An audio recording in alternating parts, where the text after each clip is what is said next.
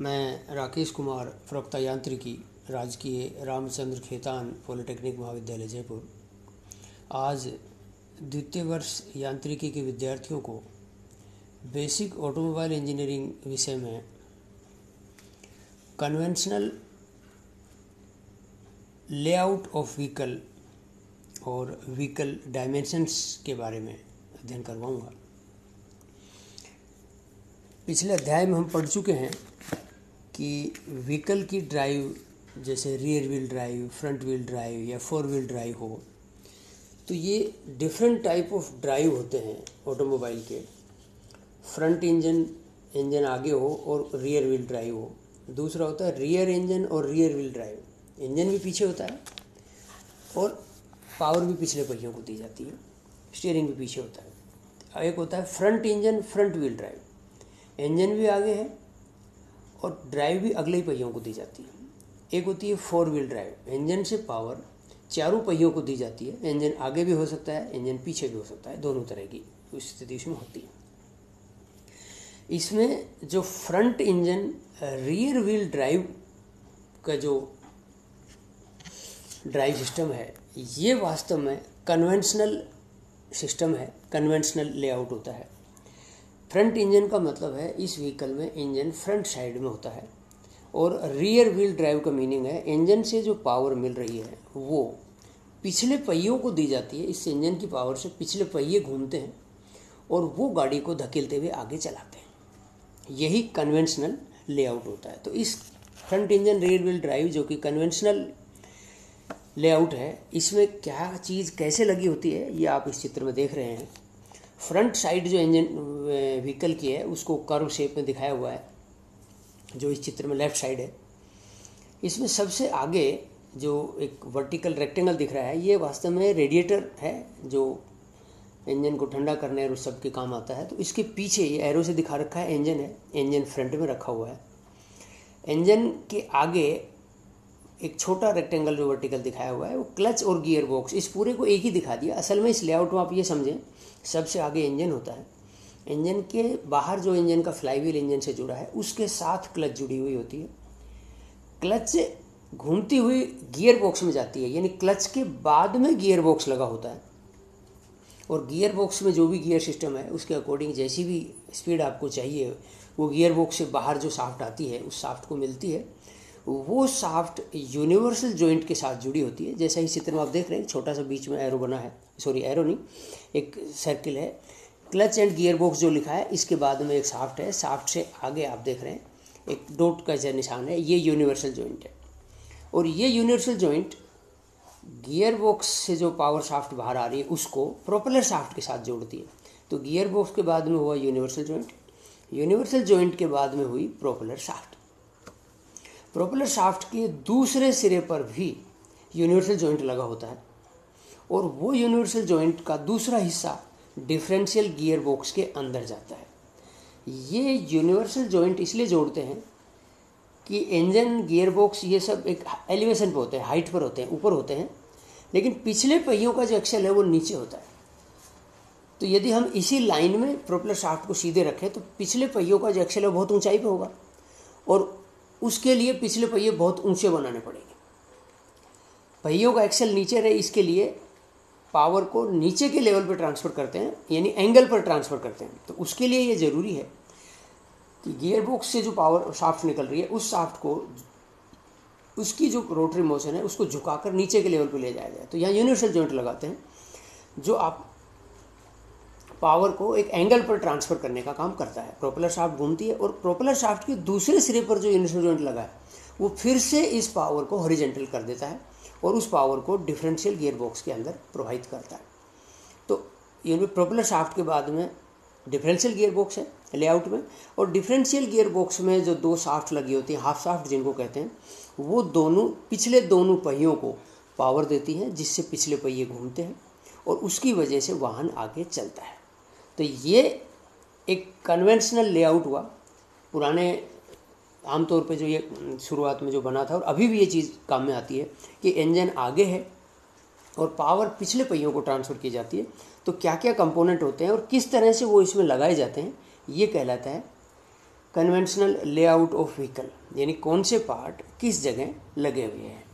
हालांकि कुछ गाड़ियों के अंदर इस कन्वेंशनल की बजाय दूसरे सिस्टम भी काम आते हैं, जैसे मारुति की गाड़ी में फ्रंट इंजन है और फ्रंट व्हील ड्राइव ही है, तो फिर यहाँ डिफरेंशियल और ये सारी चीज़ें आगे लगी होती हैं और अगले ही पहियों को पावर दी जाती है।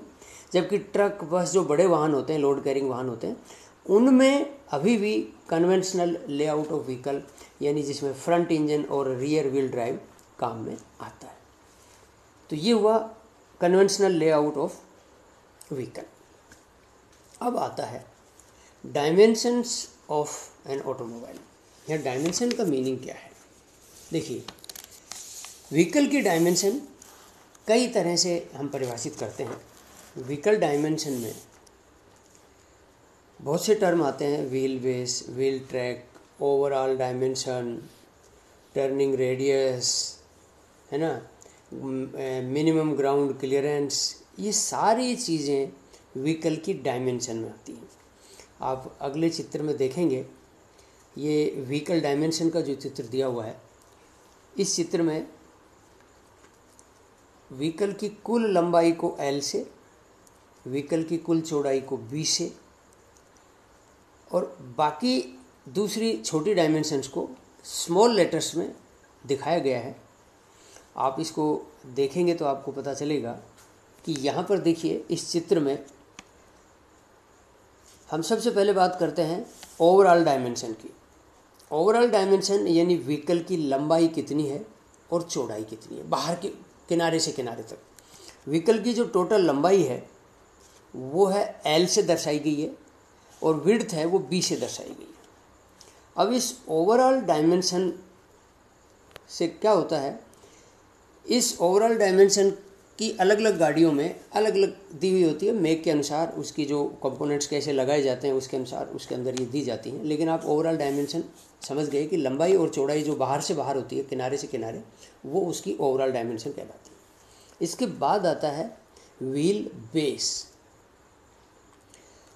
ये एक्चुअली जो अभी बात की थी अपन ने ओवरऑल डायमेंशन, ये ओवरऑल डायमेंशन की जो लंबाई है ये 3 भागों में बटी हुई है। पहला है व्हील बेस, जो यहाँ पर इस चित्र में स्मॉल L से दिखाया गया है। देखिए राइट साइड में चित्र के जो वर्टिकल लाइन है, कैपिटल L के पास में बीच में L, ये क्या डायमेंशन है? फ्रंट एक्सेल और रियल व्हील एक्सेल के बीच की जो लंबाई है वो व्हील बेस कहलाता है। अगले दोनों पहिया ज़मीन पे जहाँ टच हो वो एक आप एक्सिस की लाइन बना लें, पिछले दोनों पहिए ज़मीन पे टच हो वो एक्सिस की लाइन, इन दोनों के बीच की जो दूरी है वो व्हील बेस कहलाती है। और इसके अलावा एक डायमेंशन होती है ओवरहैंग। ओवरहैंग का मीनिंग है कि जो एक सपोर्ट है उसके आगे लटका हुआ कोई हिस्सा, तो एक्सेल के नीचे व्हील, एक्सेल पर व्हील लगा है, व्हील ज़मीन पर टच है, तो ये जो व्हील्स की लाइन है, इस लाइन से आगे या पिछले पहियों की पीछे की तरफ जो हिस्सा निकला हुआ है वाहन का, वो ओवरहैंग कहलाता है। तो अगले पहियों से आगे जो हिस्सा निकला है वो फ्रंट ओवरहैंग कहलाता है और पिछले पहियों से पीछे जो हिस्सा निकला हुआ है वो रियर ओवरहैंग कहलाता है। इस चित्र में आप देखिए, व्हीकल का फ्रंट एरो से दिखा रखा है नीचे की तरफ। इस चित्र में इसमें स्मॉल LF लिखा हुआ है, जो फ्रंट एक्सेल से और वाहन की बाहर की डायमेंशन के बीच की दूरी है LF, स्मॉल LF, ये फ्रंट ओवरहैंग हो गया। ऐसे ही LR पीछे देख रहे हैं आप, व्हीकल की कुल लंबाई का बाहरी किनारा और रियर एक्सेल के एक्सिस, इन दोनों के बीच की दूरी जो LR है वो रियर ओवरहैंग है, पीछे की साइड में जो व्हीकल का ओवरहैंग है उसको दर्शाता है। तो ये क्या हुआ, व्हीकल की कुल लंबाई 3 चीज़ों से मिलकर बनी है, फ्रंट ओवरहैंग, व्हील बेस और रियर ओवरहैंग। क्लियर है? लंबा व्हील बेस जो होता है उसके कुछ एडवांटेज होते हैं। ये मोर स्पेशियस अकोमोडेशन हो जाती है पैसेंजर के लिए। यदि व्हील बेस लंबा होगा, आगे के और पीछे के व्हील आपस में ये दूर होंगे, आगे वाले व्हील आगे और पीछे वाले, इनके बीच की दूरी ज़्यादा होगी तो ज़्यादा स्पेस मिलेगा ड्राइवर को, सामान के लिए ज़्यादा एक्सेस जगह मिलेगी। एक्सेल पर जो लोड डिस्ट्रीब्यूशन है वो बेहतर होगा। ओवरहैंग कम हो जाएंगे क्योंकि टोटल लंबाई तो उतनी है, जब आपने व्हील बेस बढ़ा दिया तो ओवरहैंग कम होंगे, तो उससे जो पिच ऑक्सीलेशन होता है, वाहन आगे पीछे चलता है तो ओवरहैंग क्या है, ज़्यादा उछलते हैं बार बार ऊपर नीचे, वो कम हो जाता है। और राइडिंग कंफर्ट जो है, जो बैठने का गाड़ी का वो भी हाई लेवल का हो जाता है। तो ये हुआ व्हील बेस। अब आता है व्हील ट्रैक। किसी एक एक्सेल के दोनों पहिए, यदि फ्रंट एक्सेल है तो फ्रंट एक्सेल के दोनों पहियों के बीच की दूरी, या पिछले जो एक्सेल है तो पिछले एक्सेल के खुद के दोनों पहियों के बीच की दूरी जो है वो व्हील ट्रैक कहलाता है। अगले दोनों पहियों के बीच की दूरी फ्रंट व्हील ट्रैक, और पिछले दोनों पहियों के बीच की दूरी रियर व्हील ट्रैक कहलाता है। इसमें रिलेशन ये होता है कि रियर व्हील ट्रैक है वो कम से कम फ्रंट व्हील ट्रैक के बराबर तो होना ही चाहिए, या कुछ थोड़ा सा रियर व्हील का जो ट्रैक है वो फ्रंट व्हील ट्रैक से ज़्यादा हो सकता है फॉर मोर स्टेबिलिटी। अब व्हील ट्रैक के क्या फ़ायदे हैं? कॉर्नरिंग बिहेवियर जो व्हीकल का है, जितना व्हील ट्रैक आप पहिए दूर दूर होंगे तो टर्न पे बड़ी आसानी नहीं होगी, व्हील नज़दीक होंगे ट्रैक कम होगा तो आसानी से घूम जाएगा, और व्हीकल की रोलिंग की जो टेंडेंसी है वो भी कम होगी यदि व्हील ट्रैक ज़्यादा होगा तो ये डिटेल में हम आगे पढ़ेंगे। अभी तो व्हील ट्रैक क्या है ये बताया। अब आता है मिनिमम ग्राउंड क्लियरेंस। देखिए, व्हीकल के पूरी बॉडी और चेसिस का व्हील के अलावा जो भी सबसे निचला हिस्सा है वहाँ से लेकर और सड़क के बीच की जो दूरी है वो ग्राउंड क्लियरेंस कहलाती है। उसको कहते हैं मिनिमम ग्राउंड क्लियरेंस। वाहन के नीचे के किसी और हिस्से की सड़क से दूरी ज़्यादा भी हो सकती है, लेकिन मिनिमम वो जो सबसे नीचे का कंपोनेंट है उसकी और सड़क के बीच की दूरी है वो मिनिमम ग्राउंड क्लियरेंस कहलाती है। ग्राउंड क्लियरेंस जितनी कम होगी व्हीकल उतना ही ज़्यादा स्टेबिलिटी से चलेगा, टिल्ट होने की पॉसिबिलिटी कम रहेगी। तो जो अच्छी सड़क पे चलने वाले वाहन हैं, रेसिंग कार हैं, सिटी में चलने वाली कार हैं, उनमें ग्राउंड क्लियरेंस कम रखा जाता है। लेकिन ऊबड़ खाबड़ सड़कों पे रास्तों पे चलने वाले वाहनों में ग्राउंड क्लियरेंस थोड़ी ज़्यादा रखी जाती है ताकि व्हीकल का कोई भी नीचे वाला पार्ट खड्डे पत्थर या इनसे टच ना हो सके। ये जीप जिप्सी इनके अंदर ये किया जाता है। अगला जो डायमेंशन है वो है मिनिमम टर्निंग रेडियस।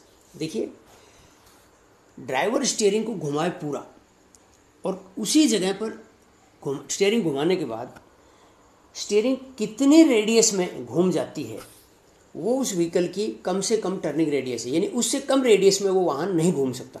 और ये एक बार वाहन बन गया तो उसकी फिक्स हो जाती है टर्निंग रेडियस, उसको बदल नहीं सकते। लेकिन अलग अलग वाहन की टर्निंग रेडियस अलग होती है। जैसे आप इस चित्र में देख रहे हैं, फ्रंट दोनों व्हील के सेंटर से और पिछले जो एक्सेल है उसके पास जाके जो लाइन मिले वो ओ बिंदु है। तो ओ बिंदु से ए बिंदु सबसे ज़्यादा दूर है, इस चित्र में आप देख रहे हैं। तो जो ओ ए दूरी है ये इस व्हीकल की मिनिमम टर्निंग रेडियस है। आप देख रहे हैं ये मिनिमम टर्निंग रेडियस है। ड्राइवर स्टीयरिंग को पूरा घुमा दे उस वक्त भी इस ओ सेंटर के सापेक्ष ये ए बिंदु पूरा चक्कर यदि लगा के आ जाए तो ये इस मिनिमम टर्निंग रेडियस ओ ए का दुगना कर दो तो डायमीटर हो जाएगा मिनिमम टर्निंग डायमीटर। तो मिनिमम टर्निंग रेडियस ओ ए है। अब देखिए, छोटे वाहन होंगे जिनका व्हील बेस कम होगा तो उनकी टर्निंग रेडियस कम होगी, जिन वाहन का व्हील बेस ज़्यादा होगा उनकी टर्निंग रेडियस ज़्यादा होगी। बहुत ज़्यादा व्हील बेस रखने से टर्निंग रेडियस कम होती है लेकिन स्टेबिलिटी होती है। कम व्हील बेस रखने से टर्निंग रेडियस कम होती है, स्टेबिलिटी थोड़ी सी बढ़ जाती है, कम हो जाती है साथ में।